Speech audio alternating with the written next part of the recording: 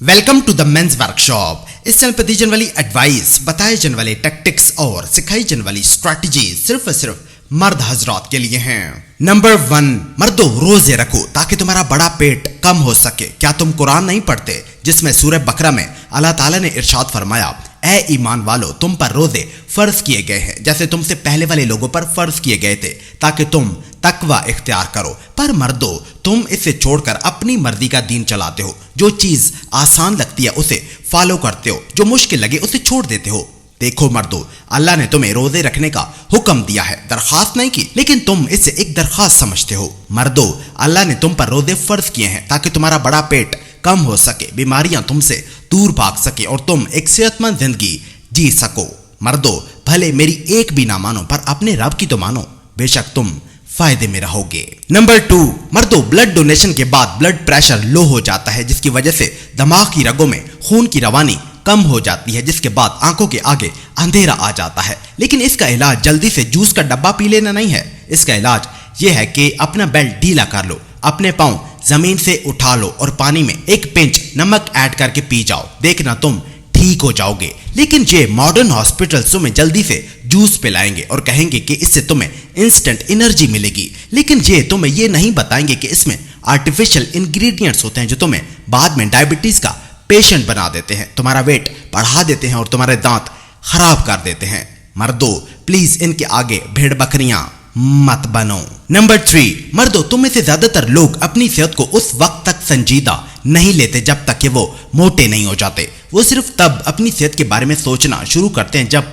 उन्हें ये बीमारियां लग चुकी होती हैं, हाई ब्लड प्रेशर, डायबिटीज, होमोराइड और कैंसर। मर्दों कोई भी मेडिकल इंडस्ट्री तुम्हें ये नहीं बताएगी, लेकिन मैं बताता हूं। देखो मर्दों, अगर तुम्हें एक अच्छी सेहत चाहिए तो चीनी और प्रोसेस्ड फूड्स खाने छोड़ दो। रिफाइंड आटा घर मत लाओ, इसकी जगह गोश्त, अंडे और मछली खाओ। वेट उठाओ, धूप में चलो, ज्यादा से ज्यादा पानी पियो और एक प्रॉपर नींद लो। नंबर 4, मर्दों ये हैं वो 6 निशानियां जो ये बताती हैं कि तुम फ्यूचर में बहुत जल्द डायबिटीज के पेशेंट बनने वाले हो।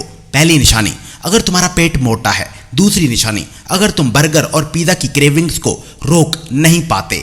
तीसरी निशानी, अगर तुम शुगर और केक्स खाने के शौकीन हो। चौथी निशानी, अगर तुम रात को यूरिनेट करने के लिए उठते हो।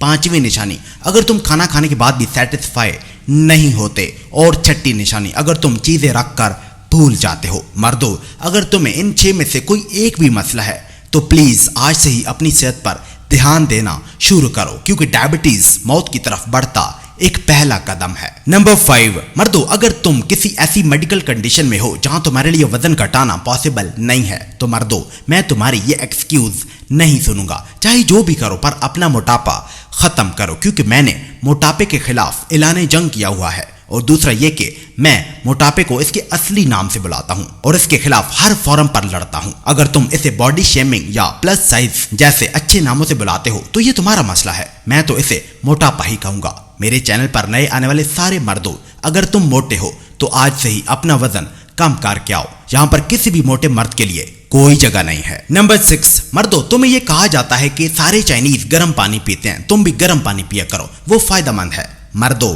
हर किसी की बात मत मान लिया करो। गर्म पानी चर्बी को मेल्ट नहीं करता और ना ही गर्म पानी हाजमे को बेहतर करता है। असल में ये काम हाइड्रोक्लोरिक एसिड करता है जो ऑलरेडी पेट में मौजूद होता है। मर्दों खुद को गर्म पानी ठंडा पानी के झंझट में मत उलझाओ। तुम भले गर्म पानी पियो या ठंडा, बात एक ही है। मुंह का टेम्परेचर पिए हुए किसी भी पानी को पेट में भेजने से पहले नॉर्मल टेम्परेचर में तब्दील कर देता है। और रही बात पानी में लेमन, खीरा और गाजर डाल के पीने की, तो इसका भी कोई हेल्थ बेनिफिट नहीं है, वो सिर्फ टेस्टी पानी बन जाता है। नंबर 7, मर्दों तुम्हारी स्किन तुम्हारे दिल, गुर्दे और जिगर की तरह ही एक ऑर्गन है। इस पर किसी भी किस्म की क्रीम्स और लोशंस मत लगाओ। ये सारी केमिकल्स हैं जो तुम्हारी स्किन को आर्टिफिशियल तरीके से स्मूथ और सॉफ्ट कर देते हैं। मर्दों इनके बजाय रोजा रखो। रोजा तुम्हें स्पिरिचुअली ही फायदा नहीं देता बल्कि ये तुम्हारी स्किन को भी फायदा पहुंचाता है। ये तुम्हारी स्किन की बढ़ती उम्र को स्लो करता है, तुम्हें स्किन से जुड़ी तमाम एलर्जिक बीमारियों से महफूज रखता है। चोट लगने के बाद ये तुम्हारे जख्मों को भी जल्दी भरने में मदद करता है। मर्दों रोजा बिल्कुल फ्री है, अपना पैसा बचाओ और रोजे रखो। नंबर 8, मर्दों मैं बार बार तुम्हें यह याद दिलाता रहूंगा कि ब्रेड्स तुम्हारी सेहत के लिए खतरनाक हैं, इन्हें मत खाओ, इनमें कैल्शियम सल्फेट होता है। क्या तुम जानते हो कैल्शियम सल्फेट क्या होता है?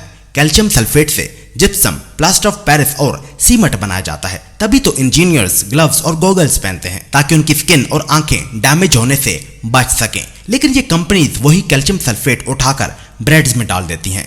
मर्दों, तुम ब्रेड्स नहीं सीधा सीधा जिप्सम खा रहे हो। इन्हें मत खाओ, इन्हें घर मत लाओ। आजकल ये मेडिकल सिस्टम तुम्हें ये सब नहीं बताएगा क्योंकि तुम्हारी बीमारियों में ही उनकी दौलत छुपी है। नंबर 9, मर्दों, अपने बच्चे के टॉन्सिल्स निकलवाने में जल्दी मत करो। ये लिम्फाइड टिश्यूज हैं जो जर्म से लड़ने में इम्यून सिस्टम की हेल्प करते हैं। सर्जरी के बजाय अपने बच्चे की खुराक को बेहतर बनाओ। ज्यादातर ये सही डाइट लेने पर भी खत्म हो जाते हैं। पैसे के भूखे इस करप्ट मेडिकल सिस्टम से खुद को बचाओ। और नंबर 10, मर्दों, अपने 6 महीने से छोटे बच्चे को लैक्टोजन, वीटाबिक्स और इस तरह की और फैक्ट्री में बनने वाली चीजों से दूर रखो। ये उसकी सेहत के लिए बिल्कुल भी ठीक नहीं है। इसकी बजाय उसे हड्डियों और नलियों में से गूदा निकाल कर खिलाओ। उसे गोश्त की यखनी पिलाओ, उसे लोबिया उबाल कर दो, उसे कद्दू खिलाओ या मैश करके आलू या सब्ज केले उसे खिलाओ। मर्दों, जो भी चीजें तुम्हारी परदादी ने तुम्हारी दादा को खिलाई थी उन्हीं पुरानी चीजों की तरफ लौटकर वापस जाओ। खुद को इस करप्ट इंडस्ट्री का गुलाम मत बनाओ।